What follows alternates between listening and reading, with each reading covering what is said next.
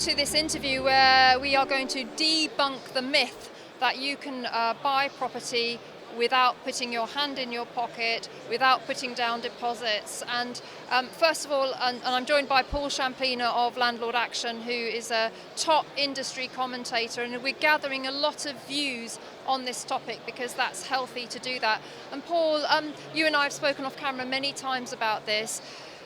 I have so great concerns that these training courses and mentorships are being advertised and promoted on social media like Facebook and YouTube. Right. It's a totally unregulated space. Yes. People are out there making huge claims. I've become a millionaire in 1 year with no money.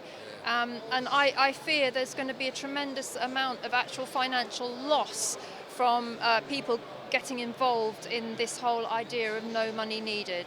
Well, firstly, I feel like I've got deja vu with you because I think I'm sure we've had this conversation many times, on camera, off camera, many moons ago.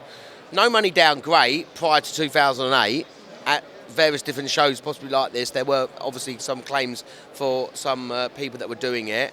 And then, of course, people that were putting money in and obviously were looking doing development stuff. We've ended up getting calls further down the line to try and do debt recovery work.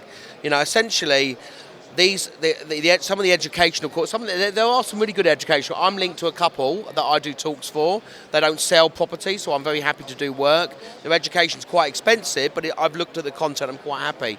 What they would try and do is obviously the educational side of things, that obviously asking and getting you to pay money down, to obviously do these courses. But what I have seen is that there is people that are doing the lease option, the no money down deals, the rent to rent. They're doing it, they're coming into it, and they're speculators, but they actually have no money themselves. They have no skin in the game to be able to put money down to be able to do a deal. You know, I think, you know, I can talk hand on heart and knowing about rent to rent like I do, or guaranteed rent. I've advised people, I've seen it go wrong, I expose it on the TV programme. I was even going to set a rent to rent association up many moons ago with the RLA, and it never really happened because time wise and whatever. But now I see a record amount of people that now are going into rent to rent. And rent to rent serviced accommodation. Rent to rent serviced accommodation, the short term stay, and obviously with the short term market. But actually, they know nothing about property management. They know nothing about the laws of HMOs that changed obviously in the 1st of October. They don't have the right insurance. They don't belong to a redress scheme like ours, the property redress scheme. And then, of course, you know, what financial collateral do they have is that when they guarantee rent to a landlord of £1,000 a month, and then they put various different tenants in, and have they got the HMO licence? I'm a little bit cynical because I've seen it go wrong, but I can understand why people are attracted to it. Well, I want to roll back a bit, Paul, because first of all, if you haven't got any money and you're in challenging financial circumstances, you've paid $18,000 to learn how to do this. $18,000? That's what some of them are charging. Wow. You go to a letting agent and try to rent a property, you're going to fail the affordability test to be able to get control of that property. To try and get through the referencing. I think what happens is also some guys go under the radar, make out they're going to rent a property themselves, and then they sublet without consent as well, and we see a lot of that. And then, of course, moving into the short stay market where they put a property on Airbnb without the landlord's consent, and the problems you get is understanding what the terms of the head lease were,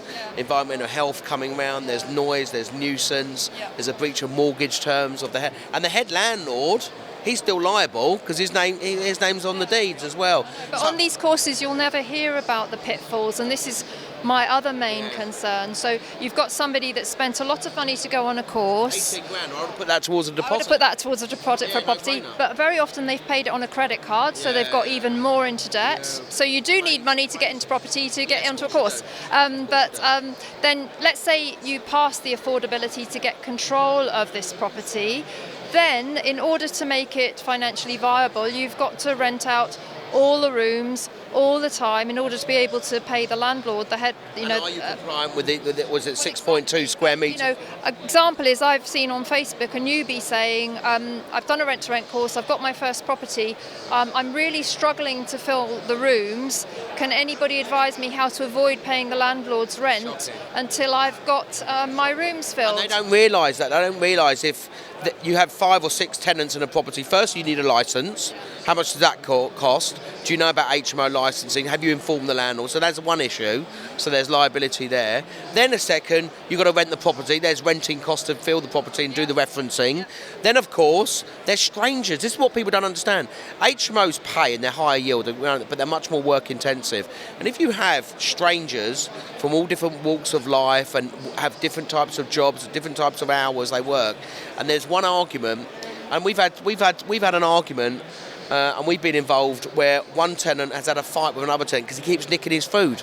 So he's left. That's very common. Yeah, and then we've had tenants that won't pay. If you're not paying, I'm not paying the rent. Before you know it, you're in for the landlord for X amount of thousands of pounds. Then, of course, what they've done on some rent to rent, you've got 5 separate eviction cases because they're separate ASTs. So the fact you don't need money to get into property is a myth. Yes. I've heard of people putting deposits on credit cards that if the lender found out about that, they would decline the mortgage. Yeah. If you got it through, it would be mortgage fraud. But it's the people that are upselling these courses as well. They're just as bad. They need That's to be. what I'm saying. Yeah, that's right. They need to be transparent. They need to be totally transparent. I do. Regulated.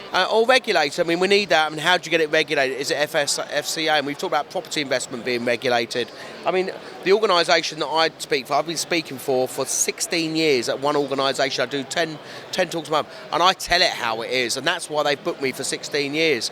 They talk about buy-to-let, but they don't sell properties. What they do is they do buy-to-let, and I tell them about worst-case scenario. And whenever I do education stuff, and I'm always being booked or I always do seminars, it's about, property streetwise. And I think that's what a lot of landlords and a lot of people that come to the game lack. And it's only when they get burnt that they realise, oh my God, I didn't realise I had to do this, and it's costing them money. Indeed. I just want to be clear something with here. We're saying that you can do rent to rent. Yes. You can. It can be done legitimately, but it takes money. And you need to be compliant. And time, very important factor. There are good educators out there, and we can give you signposts to them if you need them. My point is this, that there's so much marketing hype of being able to buy property with no money, but it costs thousands of pounds to get that information, and then it turns out that information is actually not viable in the current market conditions with the laws and all the regulation and everything. And this is what is concerning me, the way these courses are marketed. They're attracting people of limited financial means, limited property knowledge, and they are going to struggle. But the most important thing is anyone that, I talk about rent to rent because it's close to my heart and I've helped people and so forth, but it can work if there is the right people. But for me, I've only come across a handful of people that do it properly that I'm happy with, maybe because I'm quite cynical and I come back end and I always think worst case scenario about any tendency that might go wrong. Firstly, you give a commercial agreement. You don't give an AST to a landlord, and then the renter has to give AST. So we've actually designed a rent guarantee, a rent to rent or commercial agreement purely on that side, on that side of things. I think what I see a big problem is with regard to rent. People that do it don't know about property management.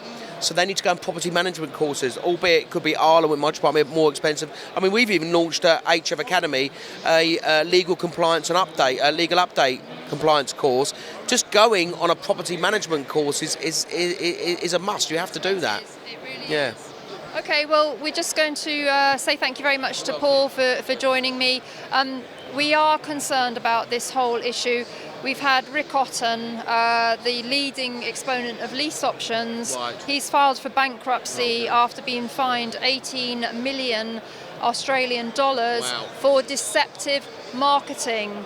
And on top of that, when his affairs were investigated for the bankruptcy, he actually only had one lease option himself. So these are this is a prime example. It's marketeers that are taking advantage of people. Yes. Yeah. I think you just summed it up in one sentence. Yeah. Thanks for joining me. You're welcome, thank you.